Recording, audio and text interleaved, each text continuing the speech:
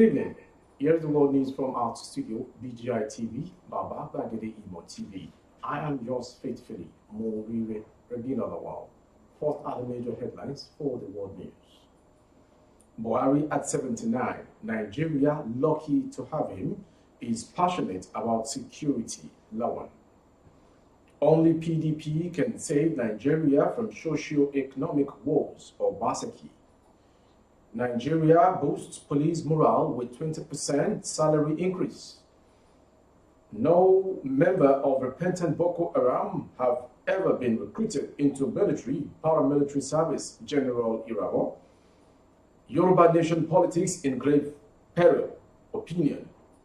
The news and details. The President of Senate, Ahmed Lawan, felicited President Muhammadu Buhari on his 79th birthday. Lawan said Nigeria is blessed to have Buhari at the helm of its affairs, adding that the President is passionate about the country's unity, security, and prosperity. In a statement by his spokesman, Ola Awoniyi, Lawan acknowledged the President's purposeful leadership, vision, courage, steadfastness, and the pursuit of the right cause and common good.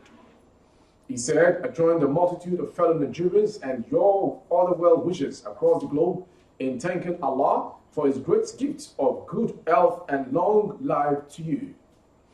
His benevolence of Allah has enabled your excellency to continue to provide purposeful leadership to our country in this time of unprecedented challenges across the world. Your excellency, like most who have worked with you, I attest that you are passionate about the unity, security, and prosperity of Nigeria.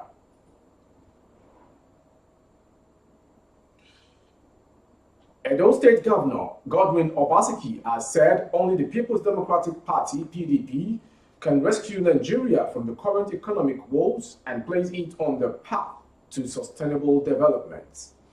He said this on Wednesday when he received members of the Atiku support group led by Chief Raymond Dokwasi, who were on a courtesy visit to his office in Benin City. If Nigeria is going to be salvaged, PDP has to step into the throne to salvage this country politically. The stakes are too high. We cannot allow Nigeria to continue the way it is going. On his part, Dr. C said all the indices at the moment clearly show that the country is a failed state.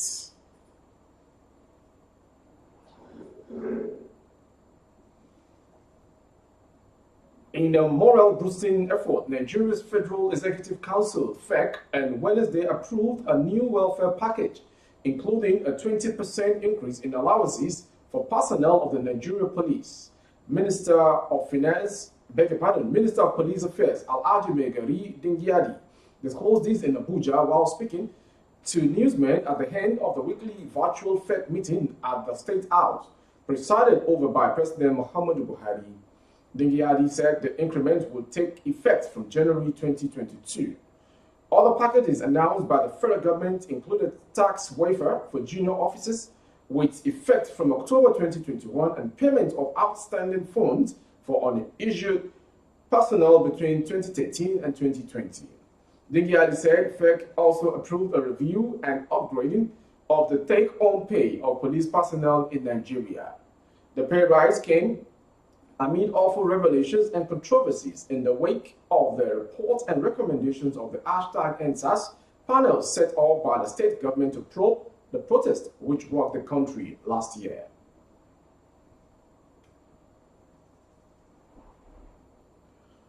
Says the will.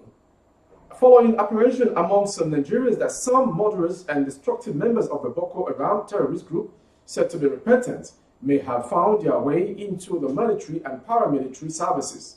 The Chief of the First Staff, General Lucky Irabo, said no terrorist was ever recruited into the armed forces and other forces. Speaking at the opening ceremony of Operation Safe Corridor Stakeholders Meeting to work out modalities for transferring 559 rehabilitated clients to their state government authorities, the CDS said there have been concerns that Operation Safe Corridor graduates are being recruited by the military and paramilitary agencies.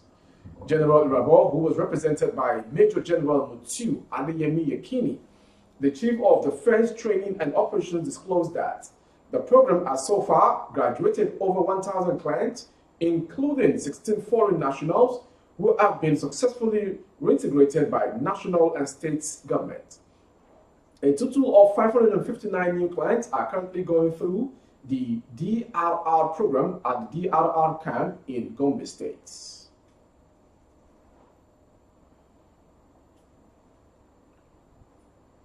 The position of Yoruba Council of Elders on restructuring is a bottleneck position and damaging to the progress made so far on the clamor for restructuring from the people.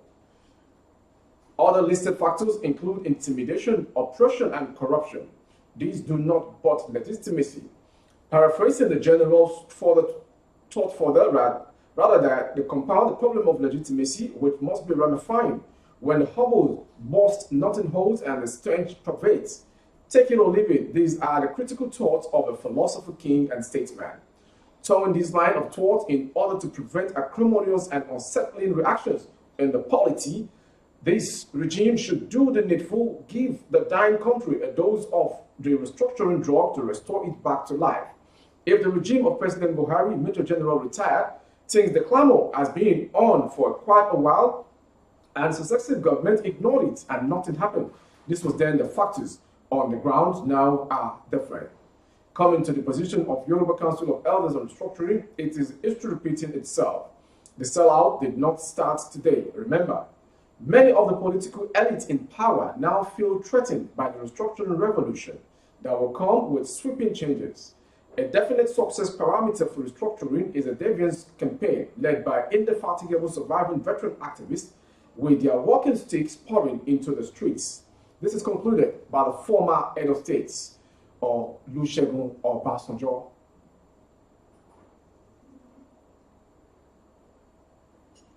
Governor of Katsina State, Aminu Bello Masari, has reiterated the call for citizens to be allowed to bear arms in self-defense as part of measures to curb the spate of insecurity, especially in the northwest part of the country.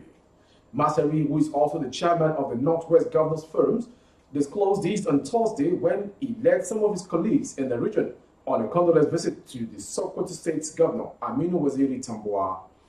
He insisted it was totally unacceptable to allow criminals to bear arms and use the same attack and kill unarmed citizens. The governor argued that dealing with insecurity had nothing to do with religion or ethnic groups, adding that we need an unusual approach to deal with these people who are nothing but animals terrorizing our people across the country. Masari also called for collective efforts by both the leaders and citizens to take ownership of all their forests across the country from bandits and other criminals. His Kano State counterpart, Abdullahi Umar Ganduje, described reserve forests, especially in the northern part of the country, as home to criminals.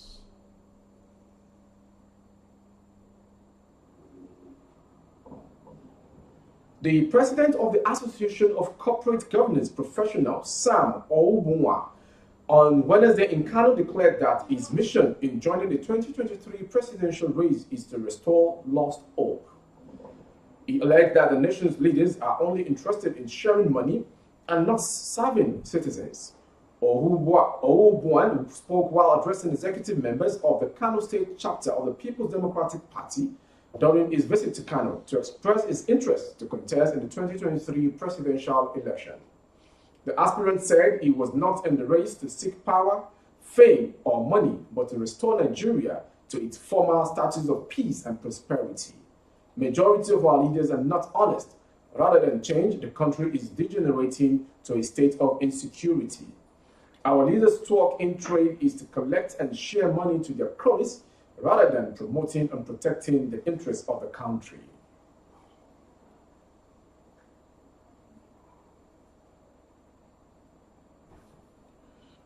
The Federal Road Safety Commission, FRSC, Osun Sector Command, has announced the death of 7 passengers as a result of a lone accident in Osun State. The accident, according to the road traffic watchdog, occurred at about 3:45 a.m. on Wednesday, and it involved an 18-seater bus. The bus, which took off from Zamfara, was headed for Lagos. It had a head-on collision with a billboard around the Ilesha-Osu Expressway and burst into flames. The Osun FRSC Sector Command, Paul Okwe, who confirmed the incident. An accident revealed that 4 out of the 7 dead passengers were burnt beyond recognition. The field commander of Osun Security Network, Amotekun Osun, Amitolu Shitu, who also confirmed the incident, an accident disclosed that they were on patrol around 3:45 a.m. at Ilesha when the accident occurred. Shitu added that the FRSC and fire service joined them in their effort to rescue the remaining passengers.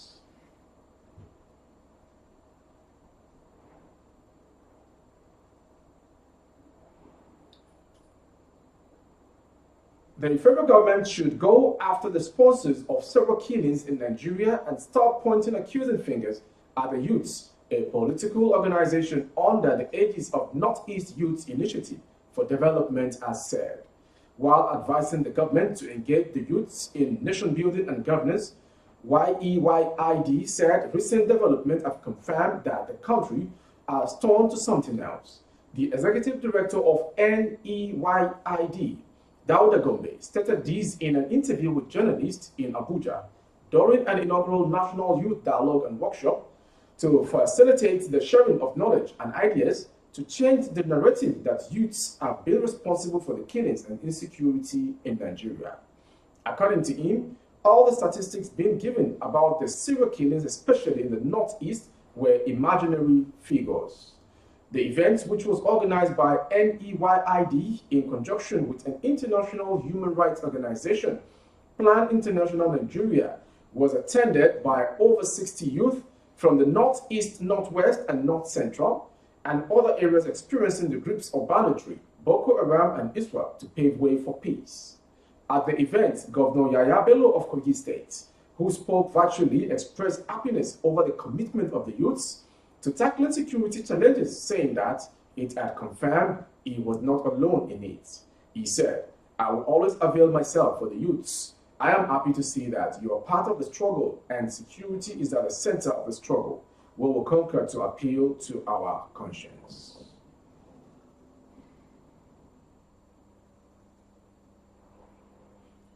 It is our note many traders at the popular Balogun market on Lagos Island wept on Thursday morning as fire burned their goods. The fire incident, which started at midnight, occurred 9 days before Christmas. Many of the traders lamented that they had stocked millions of goods for end-of-the-year sales before the fire incident occurred. The cause of the fire outbreak could not be ascertained as of the time of filing this report. Information gathered that many traders selling clothes and bags were most hit. One of the affected traders at the popular Lagos market, identified simply as Iya Akode, broke down in tears while narrating the incident. She lamented that some of them took loans to purchase goods ahead of Christmas and New Year.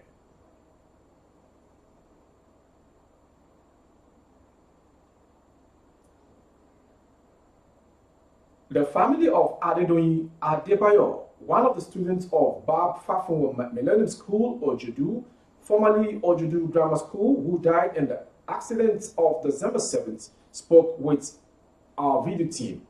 Our mother is here to accept the fact that our only child had died and called on the government to bring our child home.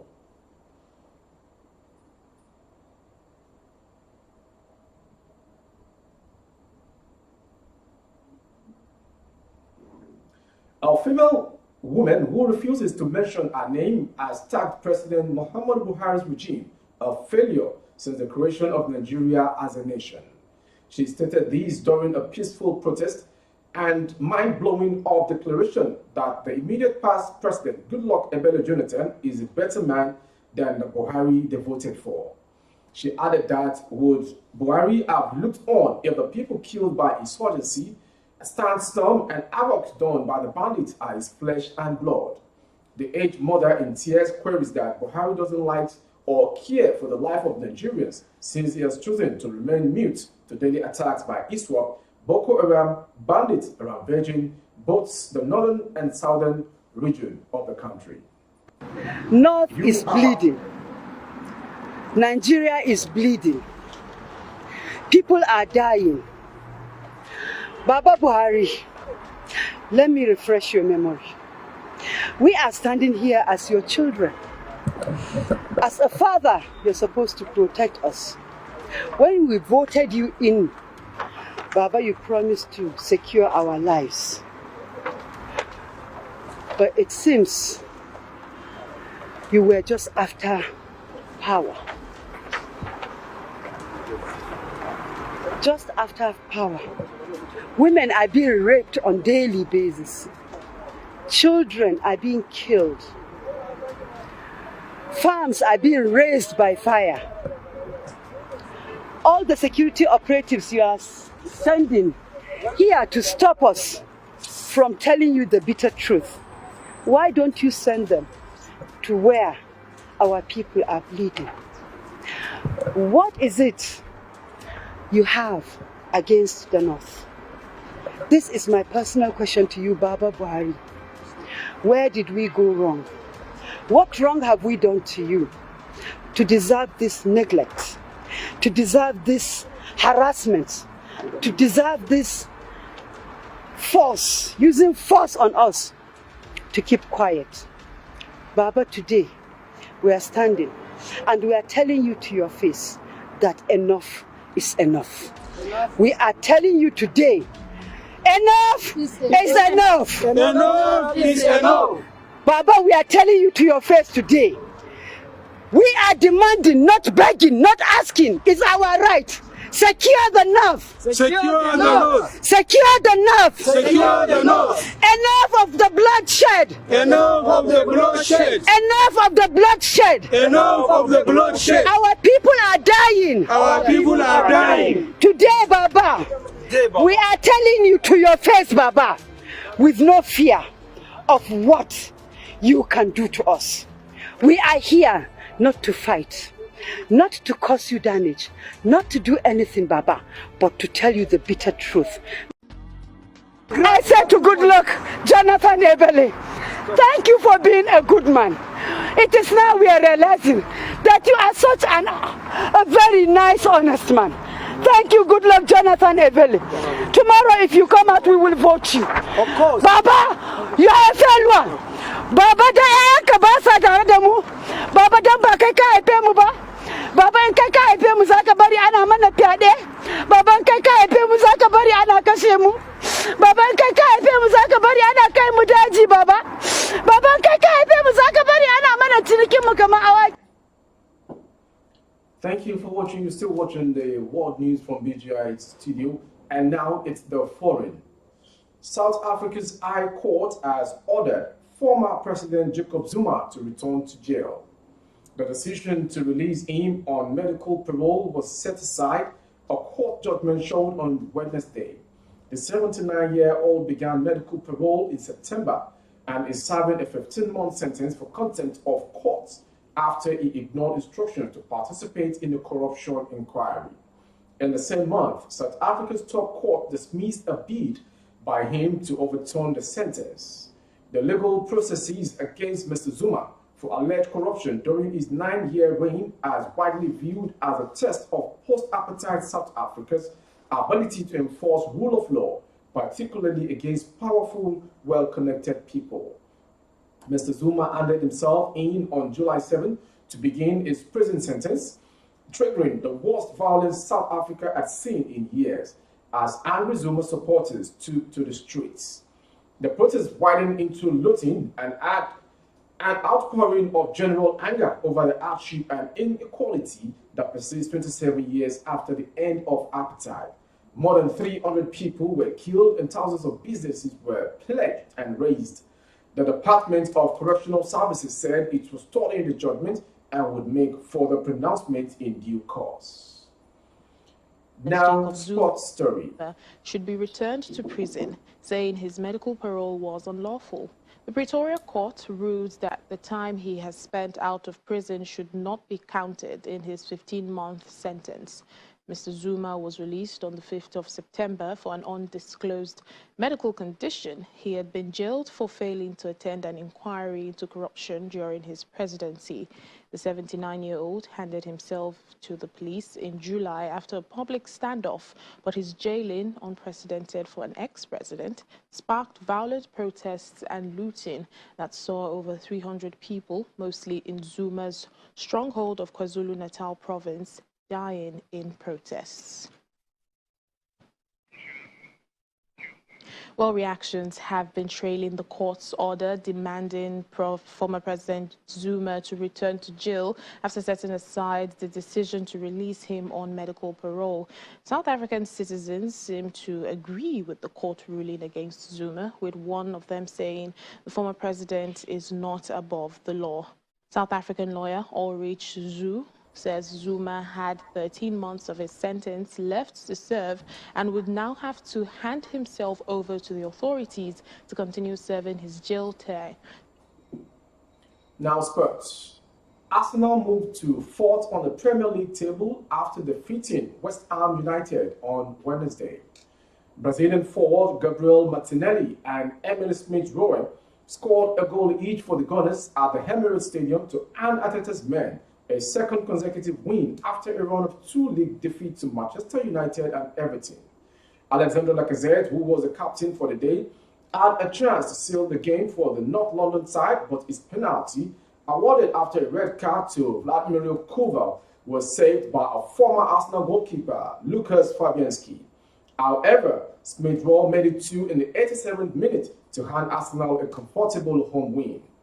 Arsenal are now 1 point above 5th place West Ham after a second successive victory. Here's the drama surrounding Mikel Arteta's decision to strip Gabon forward Aubameyang of the club captaincy. Arteta's side are in the top 4 at the stage of the season for the first time in 2.5 years. It is a remarkable reversal of fortune after Arsenal lost their opening 3 games for the first time in 67 years. That was the news from our studio, but before we go, a quick critique of the headlines once again. Buhari at 79.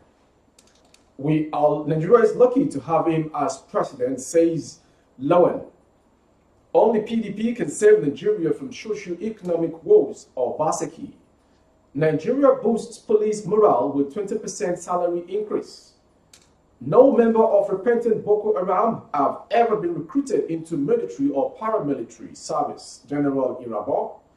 Yoruba nation politics in grave peril. Also brought to you, Katsina Governor Masari says bandits are animals, wants approval for citizens to bear arms. Our leaders interested in sharing money, not serving citizens or who are born.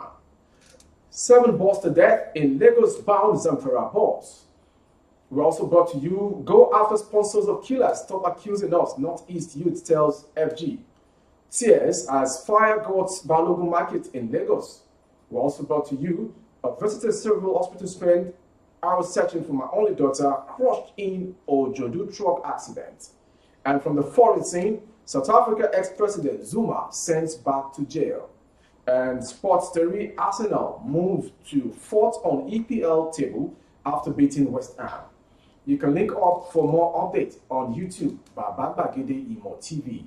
Kindly subscribe and click on the notification bell with drop-down message and click on all for updates of our broadcast.